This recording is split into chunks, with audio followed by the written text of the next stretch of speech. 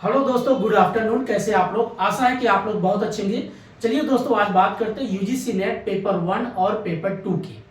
अब पेपर 1 जो होता है ये सभी के लिए कंपलसरी होता है। पेपर 2 सबका अलग अलग होता है। किसी का कॉमर्स है, किसी का हिस्ट्री है, किसी का पॉलिटी, किसी की इकोनॉमिक्स है, अलग अलग सब्जेक्ट है। लेकिन पेपर 1 का जो पैटर्न है जिसमें आप काफी उससे परेशान होते हैं 50 क्वेश्चन के पीछे, आपको एक तरीका बताते हैं, बेसिक चीज कैसे आपको तैयारी करना है और कैसे पेपर देना है। अब जिनका पेपर हो गया उनका भी पता चल जाएगा। दिसंबर में आपका थ्योरिटिकल सबसे ज्यादा क्वेश्चन होते हैं। सिर्फ आपका मैथ और डीआई यही आपका 10 क्वेश्चन बनता है। और यही आपका मैथ जब जून में होता है तो मैथ जो 5 क्वेश्चन बचा वो 8 क्वेश्चन कर देता है। डीआई कभी कभार 7 क्वेश्चन कर देता है। इनकी रेशियो जून में बढ़ा देता है। कारण क्या होता है, जून में कंपटीशन बढ़ जाता है क्योंकि उस वक्त कॉलेज से, यूनिवर्सिटी से नए नए स्टूडेंट, नए नए विद्यार्थी आते हैं। तो उस वक्त आप देखते होंगे 13 लाख फार्म पड़ रहा है, 14 लाख फार्म भरा जा रहा है। लेकिन दिसंबर में आप देखते होंगे 8 लाख या 9 लाख तक फार्म होता है क्योंकि उस वक्त रेशियो बढ़ जाती है और इस दिसंबर में आते आते रेशियो कम हो जाती है। दिसंबर में क्वेश्चन आपका पीवाईक्यू सबसे ज्यादा रिपीटेड होता है। और जून में क्या होता है, आपका कुछ नए क्वेश्चन, नए पैटर्न आते हैं, लेकिन कॉन्सेप्ट वही होता है। अब जिन्होंने अभी दिसंबर में पेपर दिया होगा तो काफी क्वेश्चन उनका रिपीटेड है। तो अब जो पूछा जाने क्वेश्चन होता क्या करता है, पहले कंसेप्चुअल होता था, फैक्चुअल होता था। अब क्या कर दिया, जो फैक्चुअल है उनको क्रोनोलॉजिकल बना दिया गया और जो आपका कंसेप्चुअल उनको असेसन और रीजन करके पूछा जाता है। तो ये बेसिक चीज ये भी समझेंगे। नेक्स्ट उसके बाद देखें पेपर 1 में कौन कौन से यूनिट से सबसे ज्यादा क्वेश्चन पूछा जा रहा है। अब एक एक करके समझते हैं। पहले पेपर 1 की बात करें। पेपर जो आपका फर्स्ट है, इसमें आपका देखते होंगे जो यूनिट टोटल इसमें 10 यूनिट है। 10 यूनिट्स या यूनिट जो भी है समझो, जिसमें आप पहले पढ़ते होंगे टीचिंग एप्टीट्यूड। Teaching aptitude. अब यहां टीचिंग एप्टीट्यूड से आपको लगता होगा पहले क्या था, 2020 से अगर देखा जाए तो हर एक यूनिट से 5-5 क्वेश्चन फिक्स होते थे। लेकिन 2020 के बाद क्वेश्चन का पैटर्न थोड़ा चेंज किया है। क्या कर दिया, जहां आपको टीचिंग से 5 क्वेश्चन आते थे, अब टीचिंग से कभी 7 भी कर सकता है या कभी 3 क्वेश्चन कर दे रहा, कभी कभी 2 ही क्वेश्चन दे रहा। आपको लगेगा मैं टीचिंग में इतना अपने आप को पढ़ा कि लेवल ऑफ टीचिंग पढ़ रहा, मेथड्स ऑफ टीचिंग पढ़ रहा, इवेल्युएशन ऑफ टीचिंग पढ़ा, ब्लॉम टेस्टोनॉमी कॉन्सेप्ट पढ़ा, आपने हर एक पॉइंट को अच्छे से पढ़ के लिया। लेकिन वहां पता चला आपको 2 क्वेश्चन आता है, आपका मन टूट जाता है, ये क्या भाई है। क्योंकि इन्होंने क्या कर दिया, क्योंकि पहले क्या होता था, जो पेपर का पैटर्न ऑफलाइन होता था उसमें क्या होता था दोस्तों, ऑफलाइन में एक ही दिन पेपर हो जाते थे तो 5-5 फिक्स रखते थे। ऑनलाइन जब से आया तो उनको लगा भाई अलग अलग शिफ्ट में एग्जाम लेना है। तो कभी कभार आप देखे होंगे किसी किसी शिफ्ट में टीचिंग एप्टीट्यूड से ज्यादा क्वेश्चन है, किसी दूसरे, अगर मान लो कोई दूसरा आपका दोस्त हो, कोई करीबी हो, या आपने पीवाईक्यू क्वेश्चन जब जितने पेपर हो जाएगा या पीवाईक्यू क्वेश्चन देखो, जब से ऑनलाइन चल रहा है तो आपको खुद लगेगा इस शिफ्ट में ज्यादा टीचिंग से, इस शिफ्ट में रिसर्च एप्टीट्यूड से, इस शिफ्ट में आपका इन्वायरमेंट से ज्यादातर क्वेश्चन है, तो आपको ऐसा लगेगा। लेकिन आपको तैयारी क्या करना है, टीचिंग को भी बेहतर पढ़ के जाओ, भले 2 ही है, हमसे कोई उससे मैटर नहीं है। रिसर्च जो आप पढ़ के जाओ, आप रिसर्च एप्टीट्यूड, यहां से आपका वही हाल है, कभी क्वेश्चन बढ़ जाएगा कभी घट जाएगा। लेकिन बेसिक अगर देखा जाए, ऐसे 3 यूनिट है जो उसमें कभी आज तक चेंज नहीं हुआ। कौन कौन, आपका कंप्रीहेंशन। कंप्रीहेंशन जो होता है, यहां से क्या कर रखा है, आपका 5 क्वेश्चन फिक्स्ड है, कोई चेंज नहीं है। यहां से आपका 5 क्वेश्चन 5 क्वेश्चन है। तो इसको आप क्या करो स्मार्ट तरीके से, ये होता तरीका, इसको खूब प्रैक्टिस करते जाओ। और इसमें कंप्रीहेंशन में कैसे पढ़ने का तरीका ये भी बताते हैं। पहले क्या करो, जो इसके क्वेश्चन उसको रीड करो। क्वेश्चन रीड करने के बाद उसके बाद पैसेज को रीड करो। एक बार सभी क्वेश्चन, जो 5 क्वेश्चन रीड कर लो बस, फिर पैसेज को आप रीड करो। जब पैसेज रीड करोगे तो आपको एक आइडिया लग जाएगा। क्वेश्चन जैसे कोई भी इन्वायरमेंट से पूछा है तो आपका दिमाग तुरंत चलेगा, अच्छा ये पूरा इन्वायरमेंट का बेसिक चीज बना रखा है। या आप मान लीजिए इकोनॉमिक्स से कोई चीज बनाया है, मान लीजिए आपका इकोनॉमिक्स बहुत सेक्टर है, primary sector, secondary sector, tertiary sector, कई से क्वेश्चन बना सकता है। तो पैसेज या आपका आईसीटी, इंफॉर्मेशन कम्युनिकेशन टेक्नोलॉजी, किसी भी चीज में पैसेज बना सकता है। तो क्वेश्चन को रीड करो, क्वेश्चन पांचों क्वेश्चन पढ़ लो, उसके बाद पैसेज को पढ़ो, पढ़ने के बाद फिर क्वेश्चन पढ़ोगे तो आपका आंसर तुरंत बनता चला जाएगा। ये होता तरीका। ये बार बार आपको प्रैक्टिस करना पड़ेगा, और जितना आपको प्रैक्टिस करोगे उतना ही आपका समय बचेगा, और इसमें समय बहुत तेज कंज्यूम करता है दोस्तों। दूसरा आपका होता है डीआई, जो 5 क्वेश्चन फिक्स हैं। यहां पर भी क्वेश्चन काफी चेंज नहीं होता, 5 क्वेश्चन फिक्स होता है, कोई चेंज नहीं करता है। लेकिन ये जून में आजकल देखा जाए तो इनका रेशियो बढ़ा दिया जाता है। और एक तीसरा आपका है math and mathematics and logical reasoning.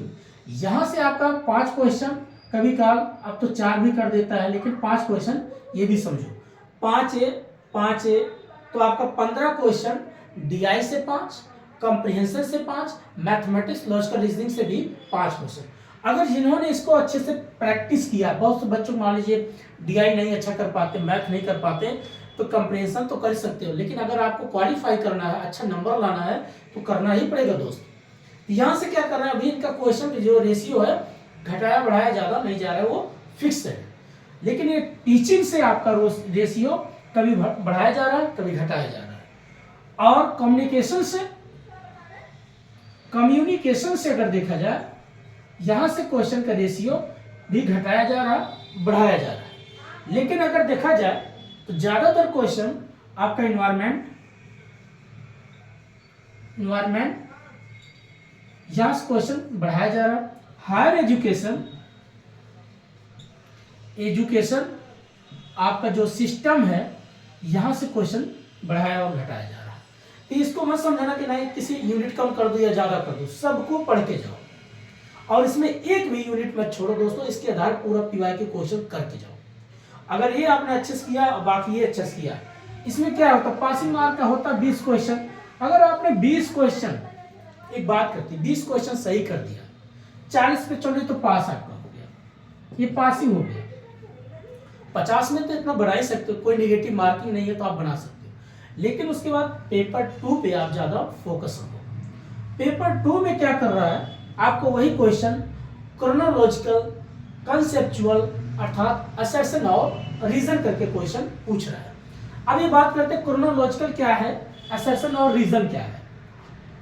Paper 2 क्या, पेपर 2 जिसका मान लीजिए हिस्ट्री है, पॉलिटी है, इकोनॉमिक्स है, दिसंबर में काफी क्वेश्चन रिपीटेड होता है, जून में नया क्वेश्चन आता है, कहीं कहीं यूपीएससी का क्वेश्चन पूछ लेता है, लाके उसमें डाल देते हैं आजकल। देखिए जो संस्था पे क्वेश्चन बनाने वाले कौन है, वो काम हम ज्यादा करते नहीं, पहली बात समझ जाओ, क्योंकि लोगों के पास इतना टाइप करने का समय नहीं है आजकल। वो क्या करते हैं, कट कॉपी पेस्ट है, कहीं यूपीएससी कोई पीडीएफ हो वहां से देख लिया, वहां से कट कॉपी पेस्ट कर दी, बस खत्म।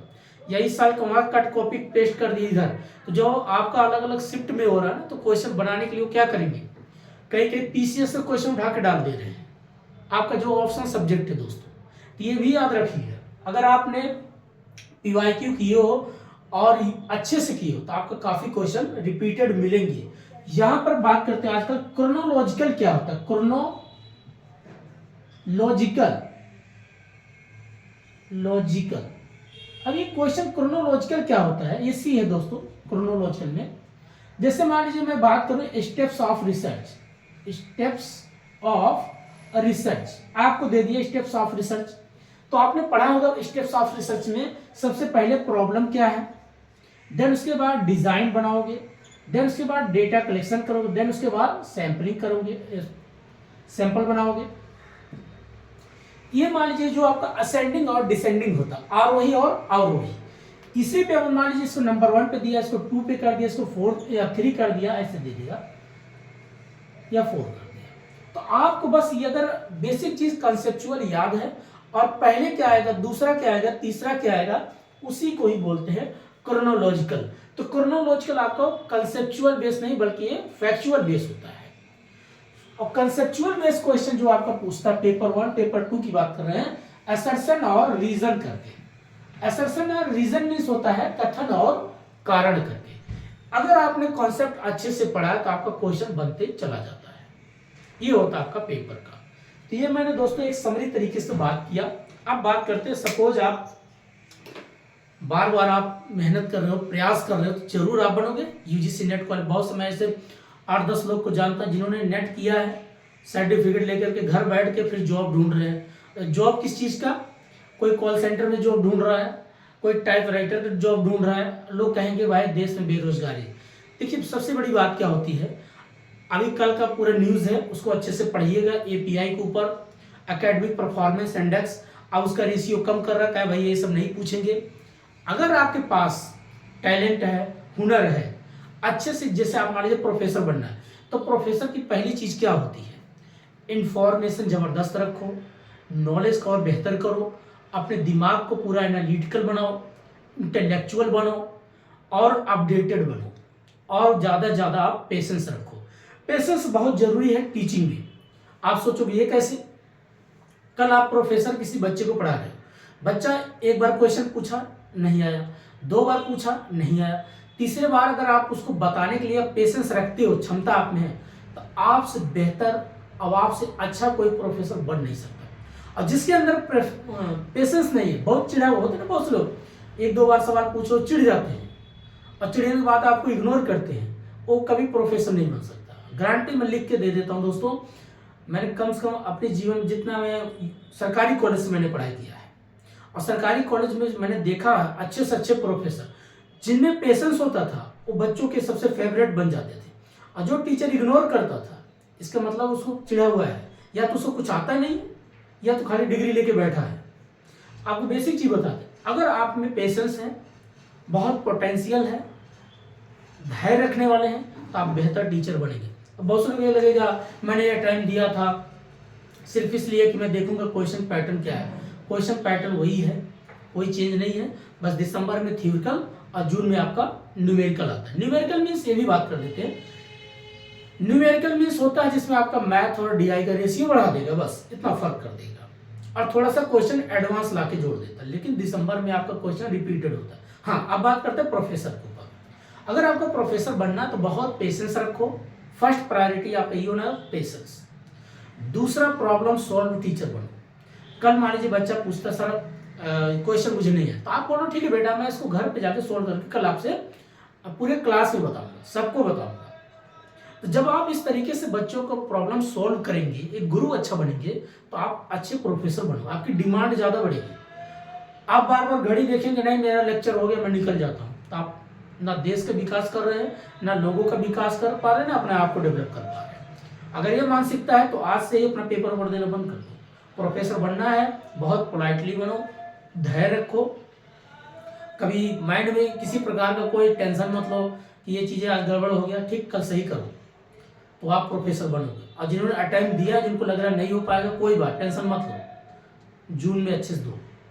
और जिनका अभी समय है, तो ये जो मैंने सारी चीज़ें बात किया है, डीआई और कॉम्प्रिहेंशन, इससे प्रैक्टिस करो। बाकी ये बहुत लोग को लगेगा, आपके अलग अलग दोस्त मिलेंगे जिनका हिस्ट्री होगा, पॉलिटी, तो बात करेंगे भाई मैं तो टीचिंग से बहुत क्वेश्चन आया, मैंने बहुत सब बना डाला। कुछ नहीं, बकवास करते हैं सब, बहुत से लोग झूठ बोलते हैं। आजकल झूठ की दुनिया है, इसलिए सभी की बातों को मत आकर के परेशान होना।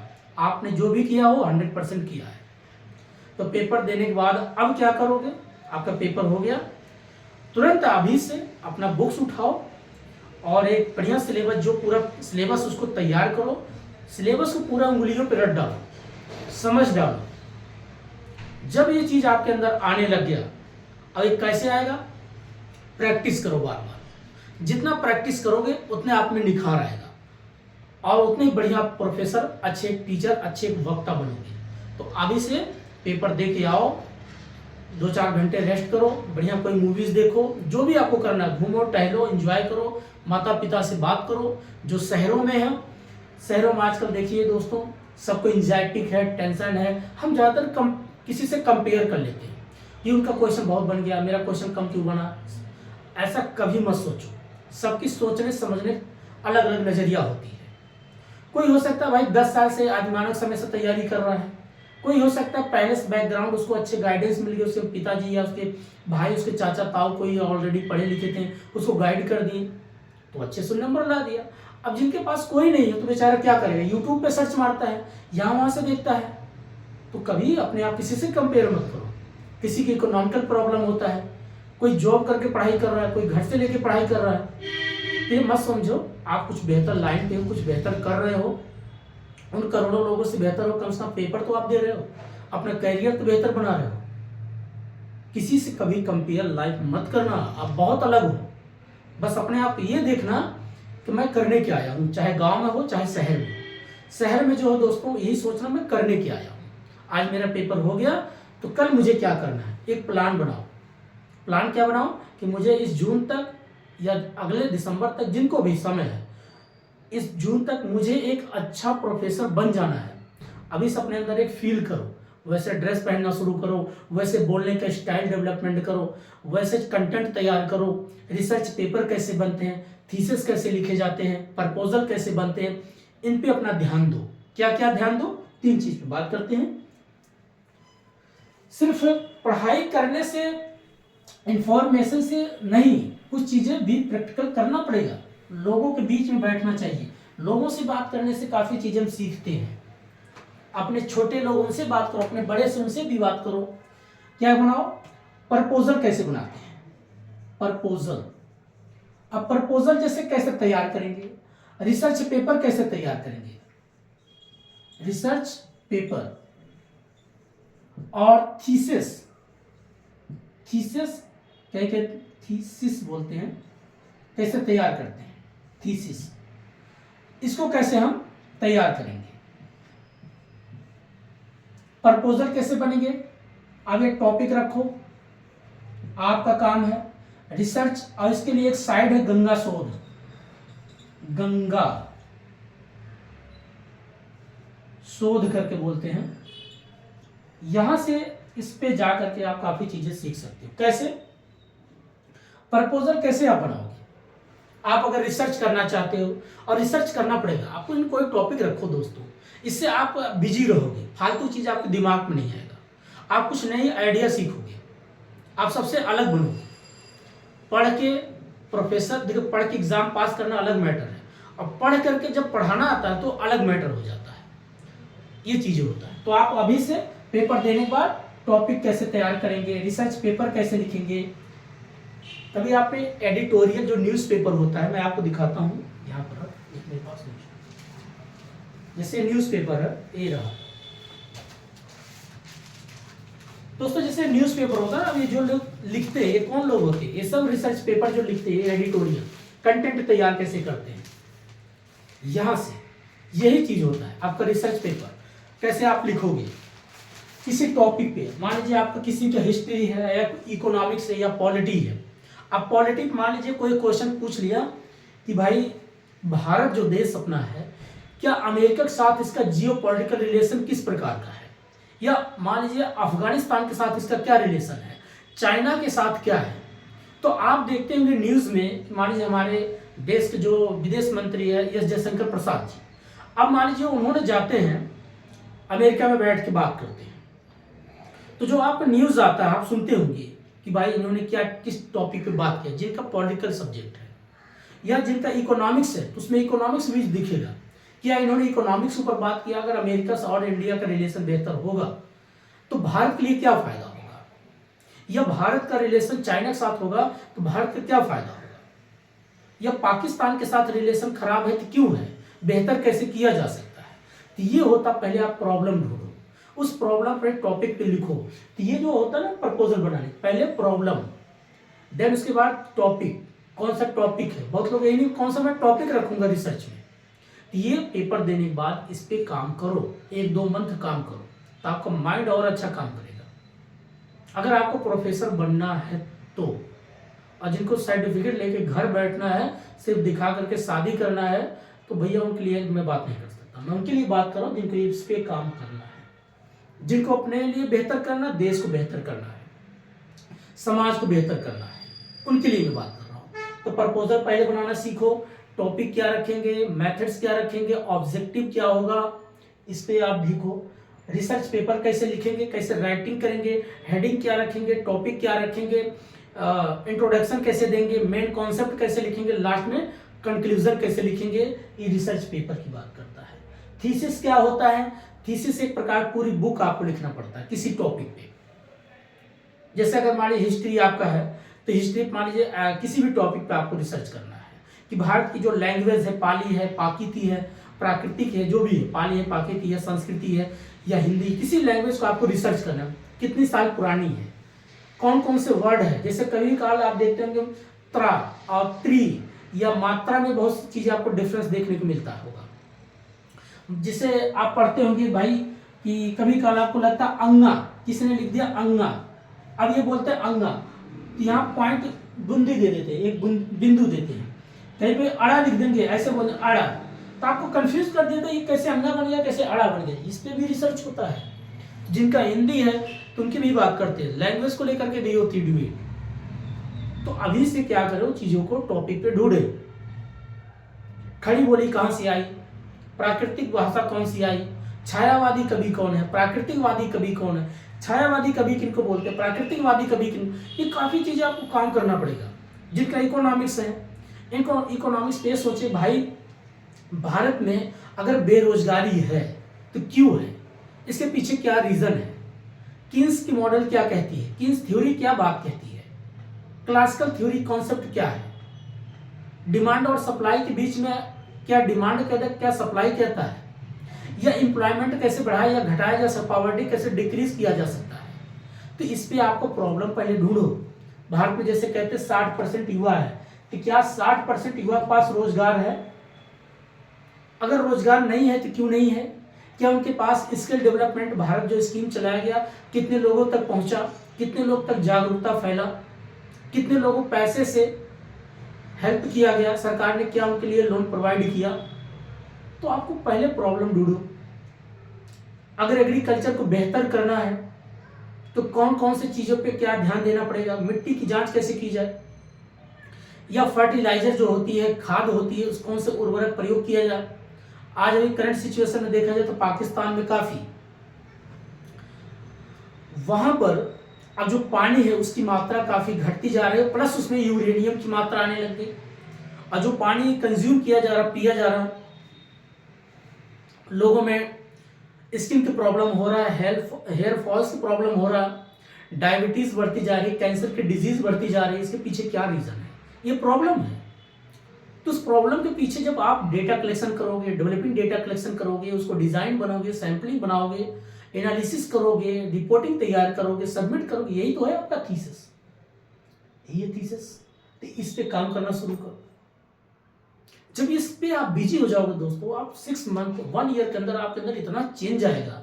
जब किसी से आप टॉपिक पे डिबेट करोगे, बात करोगे, आप में कॉन्फिडेंस आएगा। तो अभी से क्या करो, पेपर देने के बाद आप मन में बैठा लो मुझे प्रोफेसर बनना। अब बहुत लोग को लगता है कि नेट क्वालिफाई करने के बाद क्या रोजगार मिलता है, रोजगार नहीं मिलता दोस्तों। आपको रोजगार के लिए तैयार करना पड़ेगा अपने आप को, तब पाओगे। आपको UPSC, PCS, SSC, CGL exam देने नहीं जा रहे हो। एक प्रोफेसर आप समझते हो बहुत बड़ी, न जाने कितने लोग का जीवन आप सुधार दोगे अगर आपने कोई अच्छी चीज रिसर्च किया। अगर किसी ने मोबाइल के बारे में रिसर्च नहीं किया होता तो सबके पास आज कैसे है, जो आपका 16 प्रो, आईफोन 16 प्रो चलाते हैं, रिसर्च की तो ब्रेन है। कभी 14 चलाया, कोई 15 चलाया, 16 आ गया। वो अपडेट क्यों हो रहा है, कोई ना कोई तो रिसर्च कर रहा है, कोई नया चीज अपडेट कर रहा है। आपके कपड़े के पहनावे में कितना चेंज आ गया, आपकी बात करने में कितना चेंज आ गया। जब आप मेहनत करोगे, चीजों के बारे में सोचोगे, किसी ने तो कोई नया चीज आविष्कार किया, तो जब आप एक नया चीज रिसर्च करोगे तो आपका अलग एक पहचान बनती है। भारत में अभी कितने लोग, 200-250 लोग रिसर्च में जाते हैं बस, क्योंकि ऐसा सिचुएशन है दोस्तों। बेरोजगारी, लोग पेट भरने के लिए क्या करें, रोजी छोटी छोटी रोजगार ढूंढ लेते हैं, उनके पास समय नहीं हो पाता। इस पे जिस दिन आप काम करोगे तो आप ये देश ही नहीं, इंटरनेशनल आपका नाम होगा। पहले उस चीज को समझो। लोगों ने क्या कर दिया, लोगों दिमाग को कर दिया बंद, कह रहे नेट कर रहे हो, क्या करोगे। तो नेट ऐसी नहीं है, नेट क्वालिफाई करने के बाद फिर ये सब चीज़ें करो। जब ये सब चीज़ें आप रिसर्च करोगे, लोगों से जाओगे, अलग अलग यूनिवर्सिटी में जाओ, जिनके पास समय है, बड़े बड़े भारत की जितनी यूनिवर्सिटी हैं, जीएनयू हो गया, आपका डीयू हो गया, मुंबई का कहीं भी आ जाओ, मद्रास में जाओ, मुंबई जाओ, अलग अलग शहरों में जाओ।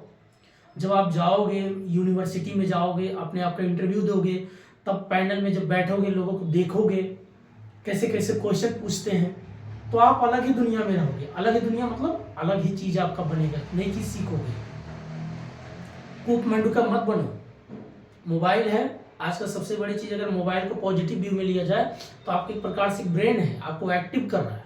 और दिन भर रील चलाते रहोगे तो कुछ नहीं, एक्टिव डीएक्टिव करेगा। इसलिए आज से पेपर दे के आओ, इस पे काम करो, प्रपोजल बनाओ, रिसर्च पे टॉपिक कैसे लिखा, थीसिस कैसे लिखा जाता है, इस पे काम करोगे।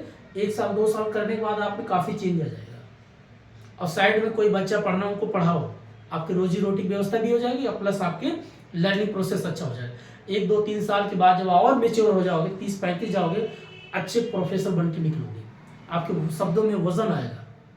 ये चीज़ करो और किसी परवाह मत करो कि नेट दे रहे हो, नेट के बाद क्या करो। नेट के बाद आप अच्छे वक्ता बनोगे, अच्छे लीडर बनोगे, अच्छे एक रिसर्चर पेपर बनोगे। हो सकता है गवर्नमेंट आजकल बहुत सी वैकेंसी निकाल रही है पीएससी वगैरह में, तो उसमें आप अप्लाई कर सकते हो, वहाँ पे काम कर सकते हो। या किसी कॉलेज या यूनिवर्सिटी का क्वेश्चन पेपर सेट कर सकते हो, आपकी इतनी पहचान बढ़ सकती है। बहुत से फील्ड है दोस्तों, लेकिन पहले पढ़ लो, पेपर दो, पेपर देने के बाद इस पे भी काम करो।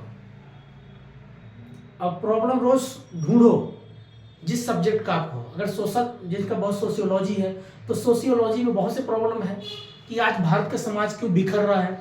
भारत का समाज बिखरने मीन्स पहले ज्वाइंट फैमिली होता था, आजकल न्यूक्लियर फैमिली हो रहा है, लेकिन होता जा डिप्रेशन में जी रहा है। इसके पीछे क्या रीजन है? क्योंकि पहले लोग ज्वाइंट फैमिली में होते थे, आपस में एक दूसरे से बात करते थे तो मन की भड़ास निकल जाती थी। आज जो न्यूक्लियर हो गए, मियाँ बीवी है, एक बच्चा है, अब बच्चे को पढ़ाने के लिए आप कितना खर्च कर रहे हैं, तो वहाँ क्या हो रहा है, एक दूसरे से मन की बात नहीं हो पा रहा है। एक ही घर में हो, मोबाइल वो भी अलग चला, वो अलग चला रही है। तो ये प्रॉब्लम है। जब तक एक दूसरे से बात नहीं करोगे, एक दूसरे प्रॉब्लम शेयर नहीं करोगे, तो कैसे हल करोगे। ज्वाइंट फैमिली में एक दूसरे से बात कर लेते थे, दादा होते थे, दादी होती थी, वो लोग समझा देते थे। कभी कल बच्चों को घर पे छोड़ के आप बाहर घूम आते थे। आज बच्चों को आपको कहीं अलग से आपको आया कि लोग बीच में रखना पड़ेगा, किसी आजकल देख रेख में रखना पड़ेगा।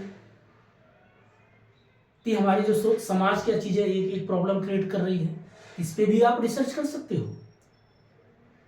आजकल युवा सबसे ज्यादा डिप्रेशन के शिकार क्यों हो रहे हैं, ऐसा क्या कारण? बहुत से लोग अच्छा पैसा भी कमा रहे, तब भी सुख की अनुभूति नहीं कर पा रहे, टेंशन में जी रहे हैं। ऐसा क्या कारण है? ये भी सामाजिक मुद्दा है।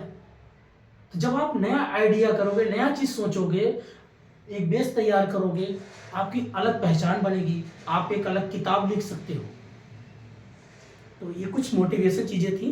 तो अपने आप को भी अंडर एस्टिमेट मत करो, किसी से कंपेयर मत करो। आप कंपेयर उनसे करो, ठीक है, बेहतर है, तो उनसे कुछ सीख लो, आगे बढ़ो। छोटी सी जिंदगी है, इसको भरपूर जियो। ठीक है, तो आज इतने दोस्तों, तब तक के लिए नमस्कार, जय हिंद। मस्त रहिए, पेपर देते रहे। Thank you very much. और इंजॉय करो पढ़ाई का।